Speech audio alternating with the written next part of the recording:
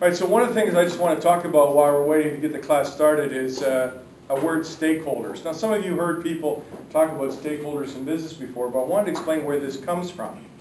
In the 1890s, up in the Yukon, Canada was involved in a gold rush. How many people in the class know that mining is one of the biggest businesses in Canada?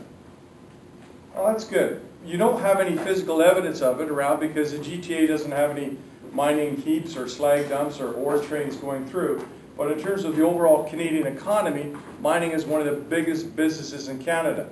And companies in Toronto that serve the mining business would be law firms, accounting firms, banks, management companies, CA firms, etc., etc. So they would be headquartered here. Also venture capitalists and mining companies trading on the stock exchange and so on. So mining business is a big business.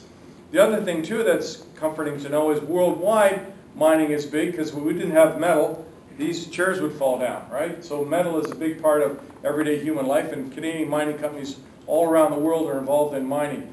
And right now, as I'm making this little video, it's October 2011. The price of gold is still fairly high in the 1600s an ounce. Not too long ago, last year, it was just barely breaking 1,000. And before that, not too long ago, it was around in the 400s and 500s. So the price of precious metals, of which Canadian gold mining companies are very prominent, is very, very high. And that's one of the reasons why the Canadian dollar is doing so kick-ass and the currency exchange rate. Now, stakeholders is a word that comes from the mining industry. Prospectors were people that went out to look for the gold. And the picture up here that I'm showing you is from prospectors in the Yukon. So here's a picture of a typical prospector from the 1800s, loaded with supplies, ready to go out in the bush looking for minerals. Now just look at all the kit that he has. A frying pan, a shovel, he's got a mule, some things tied on there.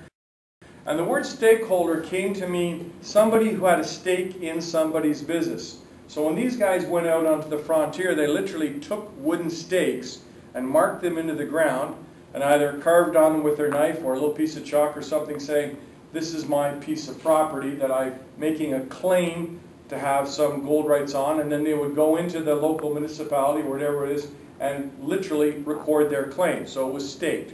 So to stake a claim means to identify some piece of ground that you think has gold in it and you're identifying yourself as the owner.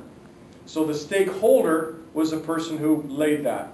Now actually in real life what happened was a lot of these people went up there on spec and they would borrow money or favors off people to get kitted out.